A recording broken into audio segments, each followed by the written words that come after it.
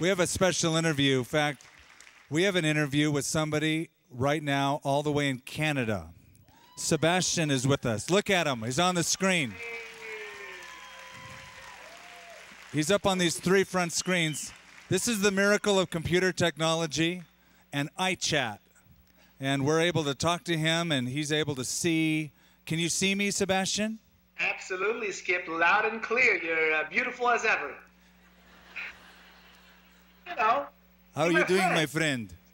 I am doing good, Skip. How are you doing? Good. Hey, it's 2 hours ahead, and you're in Montreal. I am. Are you at your house?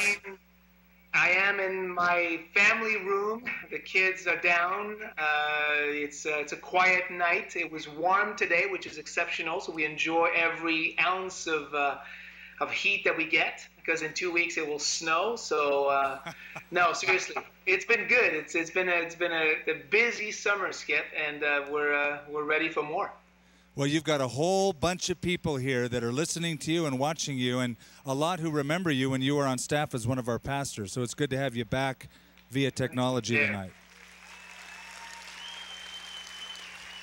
That's a lot of love coming your way right now, buddy boy. Thank you, guys. We need it. We, it's quite a battlefield over here. So everything, we feel your prayers, and I appreciate you guys and everybody. Pastor Neil just visited us.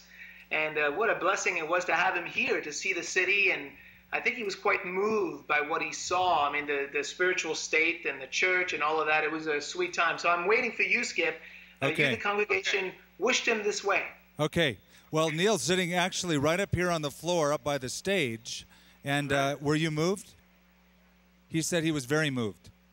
Praise the Lord. So this is so amazing to me that we're talking and you're seeing, and we can do this around the world. Let me ask you a little bit about your church, because we're studying the book of Exodus, and the children of Israel wandered in the wilderness for 40 years.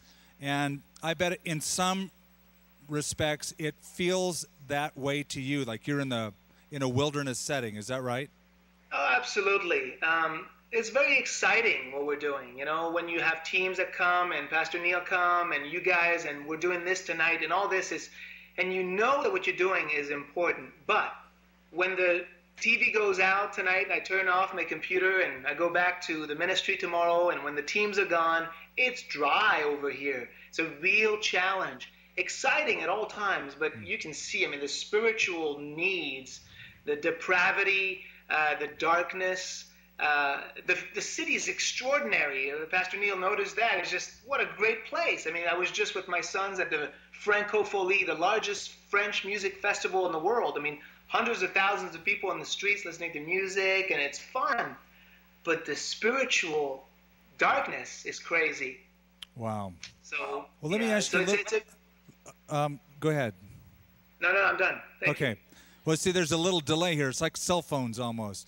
Of course. Your church. What is the name of your church? It's not. It's like you have several names, I think, don't you? You go by several names.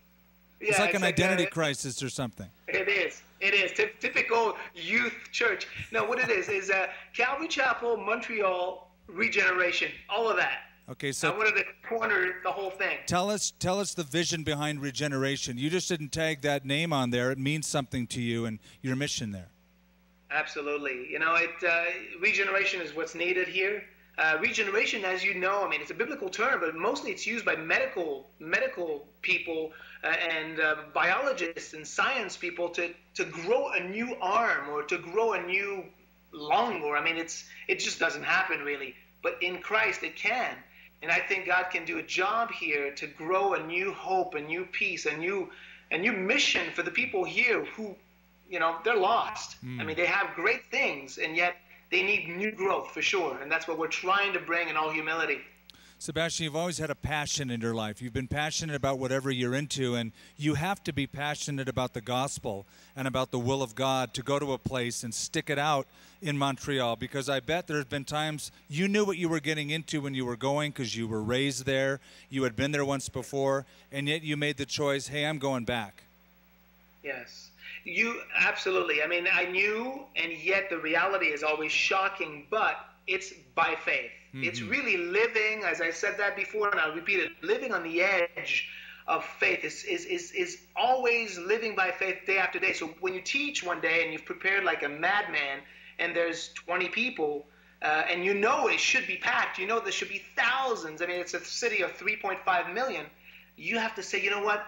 You know that these seats are God's, and God will fill them in His time and His way, and He's got a plan for that community. And I want to be part of it. I'm going to stick it out, and I'm going to find joy as I serve week after week. I'm not going anywhere. So you guys come.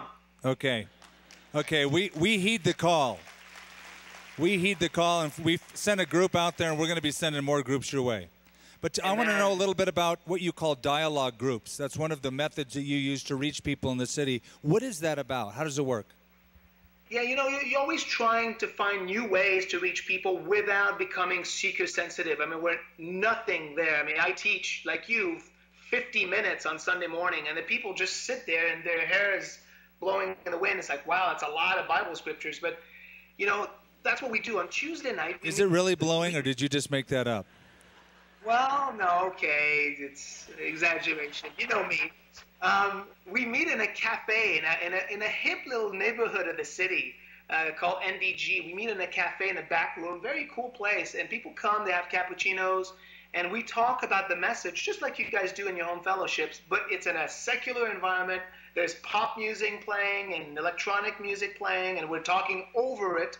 But the waitresses and people get to know us, and the people that are there, they, what are these guys reading the Bible? I mean, it's a good testimony, and month after month. And a lot of our people, I mean, 12 to 20 people come every week. We separate in French and in English. And it's been a great way to, you know, to bring people to know more about the Lord personally. Right, that's really good. Hey, I hear that in Montreal there's street names that are named after biblical people. Is that correct? So absolutely, and listen. And I know there's churches and cathedrals everywhere, so it's had some kind of a Christian influence.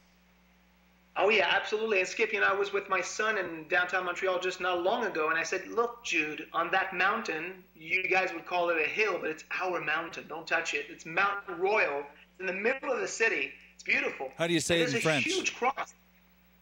C'est le Mont Royal. Le Mont Royal en plein milieu de la ville avec une croix. There's a cross, and that cross is lit at night, and it's huge. I don't know how many feet, 150 feet tall. It's huge, and so I mean that's overlooking the city, which is completely secular, the Corinth of North America, and you know that at one point people believed, you know, it makes me think of the U.S. I mean, you guys have had this great ancestry.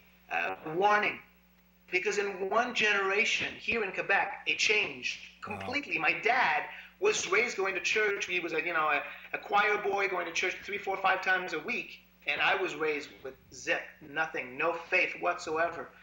So it's quick, and you know the world. I mean, you guys, you think of New York, of San Francisco, of LA, and you know the wind is going across your nation as well. So we got to be vigilant. Right. Well, let me ask you this to our congregation. How many of you remember Sebastian when he was here? Let's have a lot of people do.